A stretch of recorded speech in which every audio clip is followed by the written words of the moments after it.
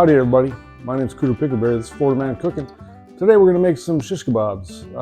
I've got a recipe previously posted that has some cilantro lime. We'll do that again because my kid and my wife love it. I'm kind of a beef guy, so I'm going to make some beef ones too out of steak. They're really good. It's an easy, simple recipe, and it really comes down to the marinade for both of them. So I'll teach you how to do the marinade for the steak, throw them on the grill, we'll eat them. It's going to be a great night. Welcome aboard. All right, so here we go with the marinade. We're going to start out with about a quarter cup of soy sauce, and then a half a cup of balsamic vinegar. First time I ever had this was I had a steak in Mombasa, Kenya 20-something years ago when I was over there working. And not a place I expected to get a great steak, to be honest with you. I wasn't even sure it was really beef. It might have been water buffalo, I don't know. It was really good though. And they said the main marinade they used was balsamic, so who knew? So I tried it, and I've been in love with it ever since. Good stuff. So use about a half cup of that, and then about another quarter cup or so of olive oil. Normally I'd also throw a couple tablespoons of Worcestershire in. I don't have any today, so that ain't gonna happen. A little bit of garlic. And you can mince this up or whatever you want to do. It's just a marinade. It's going in there for a flavor. It's not gonna actually end up on the meat. So give it some surface area to work off of, and you're good. There's plenty of salt in the soy sauce, so we're gonna add just a little pinch of kosher salt. And then because I'm a freak for black pepper, a fair amount of that.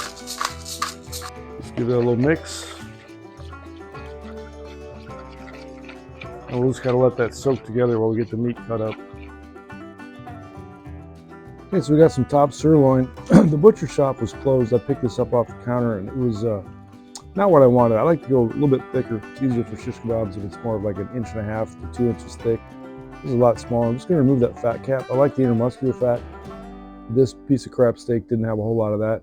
Still tasted good when it was done, but it didn't have a whole lot of that. It had a lot of fat cap, not a lot of intermuscular. But the sirloin's kind of lean anyway, and I guess that's what you're dealing with. So this wasn't my first choice of a cut of meat.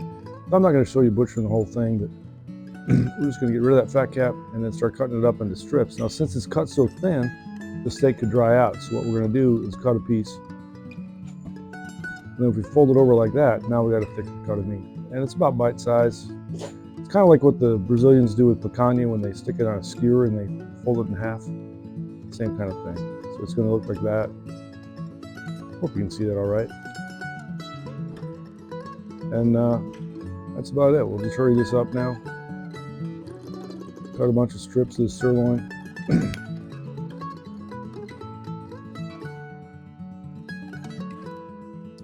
We stick it in a sack, a little Ziploc sack, throw that marinade in, and just squish it all in so you get every little bit and piece covered. And then it'll sit in the fridge for a few hours. You want to go at least an hour probably, but if you go longer, that's great. That acid kind of breaks down the muscle a little bit, makes it more tender, the acid from the vinegar. And we'll flip it around in the fridge every hour or so, just give it a flip. That's it. We're not going to show you cutting all the peppers either, but I used one green, 2 yellow, and a red. And I think the neat thing about shish kebabs is you get that really cool look to it. All the different colors. It's just a real pretty dish, as well as the taste. Here's some baby portobello mushrooms, and the big ones I cut in half. The little ones I just kind of left them alone.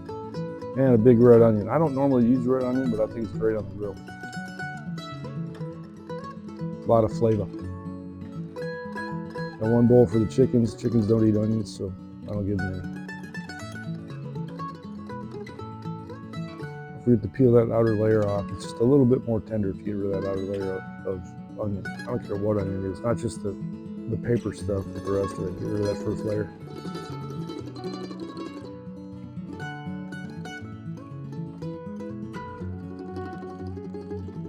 Then we stick them on a skewer. The ideal skewer is going to be more like a blade. These are round, so stuff can tend to spin around a little bit. I'll show you how to get around that. But if you have something with a square edge to it, it doesn't spin as much. Some of the smaller veggies are hard to flip when they just spin around wildly. Also, I don't like the wooden skewers. If you do get wooden skewers, if that's all you got, that's fine. It tells you to soak them. You can soak them, you can not soak them. They don't really absorb much water in a 20-minute soak in the sink. So I'm not sure it really does you any good. And they were going to get burned a little bit anyway if you use the bamboo spears. There's no particular order to this. I just throw some veggies on, throw some meat on, throw some more veggies on, throw some more meat on. Just trying to make it visually appealing because it is kind of a piece of art when it's done. I think it's beautiful. So we'll hurry through that. That one small sirloin gave me about 4 big kebabs. And then I had 3 chicken breasts. I added 2 that I put in the cilantro lime marinade earlier. And again, if you want to see that, there's a video on my channel that has cilantro lime chicken skewers. Those are really good. I just was in a beef mood. But I made these for the wife and Cooter Jr. who's eating dinner. So that's how they look like when they're done. Visually appealing. They just taste great. These are so simple. A little glove on with an insulated glove underneath it. That way I don't burn my hands laying these things down. I try to keep them off the direct heat, kind of more indirect heat for the most part for the chicken, and just let them do a long cook. So they're going to go on first because they need to get cooked up to 165 to be healthy. Steak I can take a lot lower. I'll pull it off at 125 and let the residual heat kind of warm them up to about 130, like a medium rare.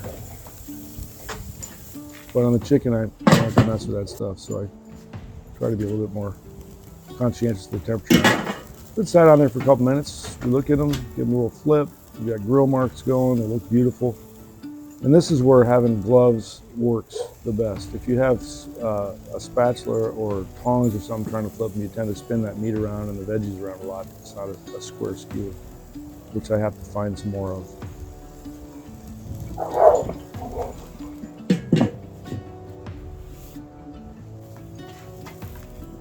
I'm going to throw the beef on because the chicken's up to about 135 now. It only needs to go down to 30 degrees or so. And the steak, of course, can take a little sear better than chicken can. So if it touches the coals, I'm not too worried about it. All this stuff gets moved around. I kind of edited that out because the video gets too long otherwise. But I'll take the stuff that's in the front over the coals and I'll put it in the back in a few minutes, and everything gets a little bit of a sear then, and nothing gets burnt. So a couple minutes later, we'll break out the temp probe and see where we're at. And I'm not saying you gotta have any of this stuff. You can do it, you can wing it, you can use tongs, you can do whatever. This is a simple recipe. It just looks great, tastes great, people love it. We ended up throwing it on a bed of black beans and rice, like a Cuban recipe, and just outstanding. It's one of the most requested by Junior.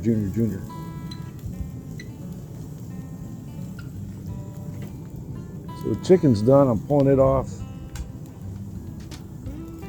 Sorry if you can hear the hogs in the background, they're tussling.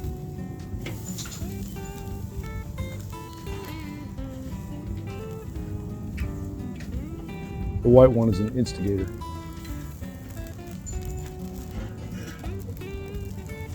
A big flame you see in the back, that's a piece of hickory. I like to add smoke to everything. So charcoal is great. Charcoal and hickory's sent from God, I think. It's just so good.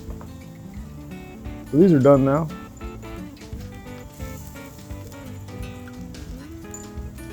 And I gotta be honest, this is about perfect. That a little bit of balsamic hint, the tenderness of the meat, the colors, it's visually and it smells good, tastes good. That's it, man. I like this stuff. Hey, we'd sure appreciate it if you like and subscribe. Got a lot of good stuff coming out. Not as quickly as I'd like, unfortunately, because I'm working too much, but it is what it is.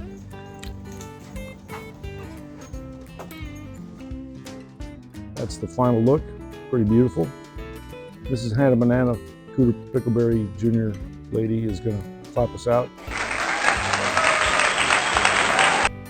Sit, hogs, sit.